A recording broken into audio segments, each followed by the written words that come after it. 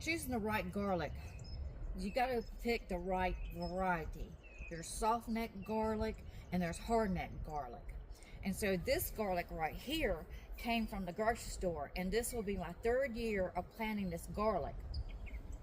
So soft neck garlic, this type of garlic is great for warmer climates and often used for braiding. It's a smaller clove and a mild flavor. The hard neck garlic is ideal for colder climates, and it has a larger clove, and it produces a central flowering stalk called escape, which you can harvest and you can eat. So we're going to talk about preparing the soil. Garlic prefers a well-drained soil, a well-drained area, a nutrient-rich soil. A slightly sandy loam type is pretty much ideal. This right here is garden soil from the big box store. Garlic likes a pH between 6.0 and 7.0. So test your pH if possible. Now this has got rabbit manure in here, and it's sandy. When you get that garden soil from the big box store, it has a lot of sand into it, and it's got its nutrients into it. It's got the pine barks that's going to break down. So let's talk about planting time. Planting garlic usually takes place into the fall, usually between 4 to 6 weeks before the ground freezes. And in most areas, that means between September to mid-October. And so garlic also is planted early into the spring, but fall planting generally produces better yields. This was planted into the fall around October. Now you see the little brown sprigs on here because garlic likes a lot of water, and we are dry here and we get extremely hot. But I find out in my area in zone 8 that garlic does better planted into the fall. Now this little brownness here also represents that the garlic is getting to maturity. When it gets to full maturity, these will start dying back. And so we had a lot of rain last night, and the plants look super wonderful, but this is my sign. This is my sign too. This is my sign. Either I'm not giving it enough water, it needs more water, or it's getting to that season that it's going to start dying back. So now we're into April, and like I say, this is starting to die back. But I did notice when our hot seasons that it started dying back a little bit at the tips, and which is no big deal because garlic is pretty hardy. So you're going to plant the cloves. Now you can get some from the grocery stores. What I did 3 years ago, paid $6 for it, and broke those cloves apart and planted them 2 inches deep with the pointed side end up, the pointed end up. And then I'm going to space them, or I space them about 4 to 6 inches apart. And you can make it into rows, and if you make it into rows, they're about 12 inches apart if planted into multiple rows. So we're going to take this one right here and just see, a little early, you see? Now it's got a little garlic starting right there. It's not produced yet. We can take this right here and go ahead and cook it, stir fry it. But when this is ready, these plants will die back. There'll be lots of little cloves on here, and then we can start preparing this for storage. So let's talk about the winter time. You know, some people mulch this in winter, mulch for winter protection. Now we're hot, humid here, so I don't have to mulch.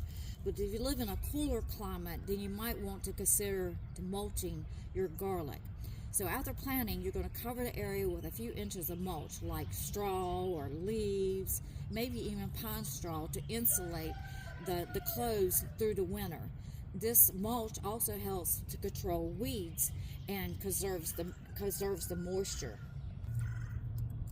In our area, elephant garlic grows really super well here. I got a few cloves in here, and I try to save them to produce more. But elephant garlic grows super well here into the southeast coast of North Carolina.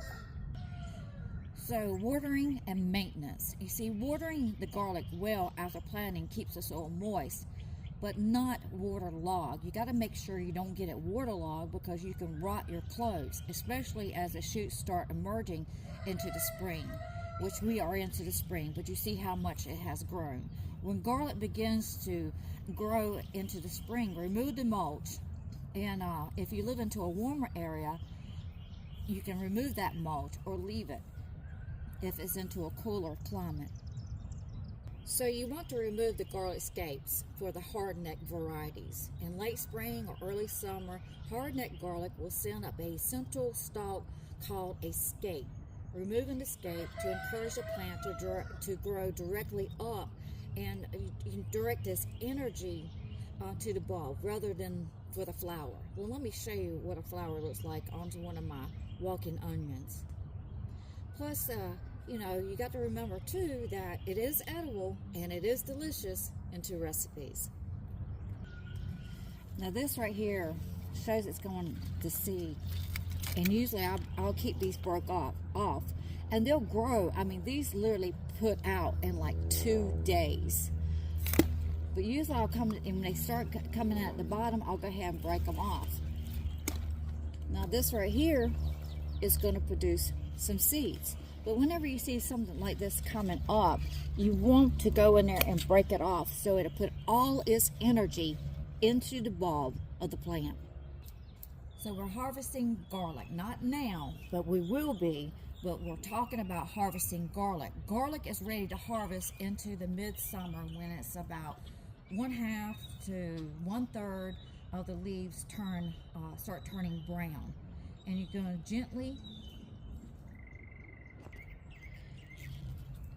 gently lift each plant with a garden fork. You don't want to pull it up by the leaves as they can damage the bulb, but honestly, if your soil is soft, you can just pull those right up, especially if it's dry, and even at times when it's wet. I just like to reach down in there with my hand and scoop around in there and break up the soil a little bit and pull these out of the ground. But you want to gently lift each plant up with a garden fork or any kind of little shovel. It depends on how thick you got them in there. And so now we want to talk about, when we get to that place of harvesting the garlic. We're harvesting the garlic, and then we want to deal with curing the garlic. Cured garlic is laid out into a warm, dry place with good air circulation, and you're going to let it cure for about 2 to 4 weeks. There's times I'll just lay this, it depends on the season, the weather, but I'll just lay this out there in the sun a little bit, or I put it into a shelter place and just space it out so it can get a good airflow.